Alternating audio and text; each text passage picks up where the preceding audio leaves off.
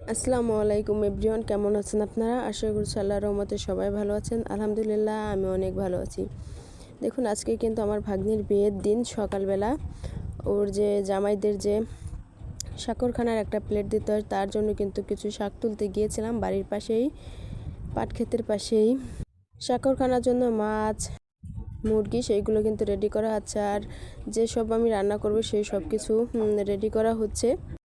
এখানে 2টা প্লেট সাগরখানা করা হবে, সেজন্য কিন্তু রান্নাগুলো অনেক বেশি, আর আমি একা হাতে সব রান্নাগুলো কিন্তু করেছি। শুধু মাছ, মাংস, ওই মুরগিটা এগুলো কিন্তু আমি করিনি, এমনি ভাজা ভুজা যত সব ছিল সব কিন্তু করেছি। 2টা মাছ, 2টা মুরগি, খাসির মাংস, গরুর মাংস এগুলো সব বাবুচি রান্না করেছে। আর আলু ভাজা, বেগুন ভাজা, আলুর চপ, বেগুনের চপ, পটল ভাজা এসব কিন্তু আমি করেছি, আরও অন্যান্য সব কিছু কিন্তু করেছি, শাক ভাজি।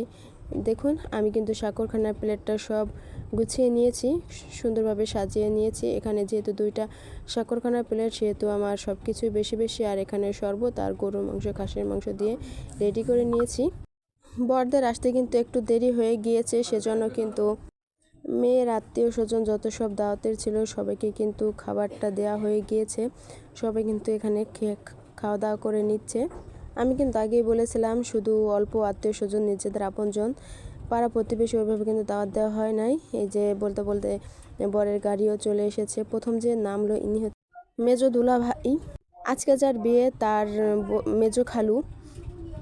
আর বরের গাড়ি সেটা কিন্তু আগে চলে গিয়েছে। এই যে বরকে কিন্তু বরণ করে নিয়েছে। বর একটু হুজু ধরনের, তাই সে গেট সাজানোর জন্য এসব কিন্তু নিষেধ করেছিল যে গেট সাজাইতে হবে না। সেজন্য কিন্তু একদম সিম্পলভাবেই যতটুকু করা যায় সেভাবেই কিন্তু অভ্যর্থনা দিয়ে তাদেরকে ভিতরে প্রবেশ করানো হলো। এই যে আমার খালাতো ভাই, ওরা কিন্তু আমার সাথে দুষ্টামি করতেছিল যে ইউটিউবার সে যাই হোক। বরের আসনে কিন্তু মেয়েরা বসেছিল, আলসে সেজেছিল সবাই। এখানে যে বরদের সাথে তর্ক বিতর্ক হচ্ছিল, এখানে নাকি টাকা না দেওয়া পর্যন্ত ওরা এখান থেকে উঠবে না, তাই এখানে কিন্তু এভাবেই কিন্তু একটু আনন্দ ফুর্তি করতেছিল সবাই। আর বড়রা যে টাকাটা দিয়েছিল সেই টাকাটা কিন্তু হারিয়ে গিয়েছিল, একটা বাচ্চার হাতে দিয়েছিল, ওর হাত থেকে পড়ে গিয়েছিল না কি যেন হয়েছিল, যাই হোক টাকাটা হারিয়ে গিয়েছিল, তাই নিয়ে পরে একটু সমস্যা হয়েছে। সমস্যাটা হয়েছে আমাদের মেয়েদের পক্ষে থেকে। এই যে বরযাত্রীদের প্রথমে শরবত, ফল, মিষ্টি, পিঠা দেওয়ার পরেই কিন্তু শাকরখানার প্লেটগুলো নিয়ে আসা হয়েছে। তাদেরকে শাকরখানার প্লেটটা দিয়ে দেওয়া হয়েছে, এখন তারা এটা খাবে। আর এখানে কিন্তু হাত ধোয়ানোর জন্য কেউ দাঁড়িয়ে থাকবে, ছেলে যেন হাত না ধুতে পারে। তবে ওরা কিন্তু ছেলের হাত ধোয়াইতে পারেনি, নতুন জামাইয়ের, সে একটু হুজুর টাইপের, তো সে একা একাই ধুয়ে নিয়েছে। আর 2টো প্লেটের মধ্যেই কিন্তু দুধের যে একটা গ্লাস দেওয়া হয়েছিল, তারা কিন্তু গ্লাসটা সম্পূর্ণ তুলতে পারেনি। আমি কিন্তু তখন ভিডিও করতে পারিনি, নিজেই তো এখানে কথা বলতে হয়েছে, তার উপর আবার ভিডিও করতে হয়, সেজন্য কিন্তু আমি কথা বলেছিলাম আর ভিডিওটা করতে পারিনি।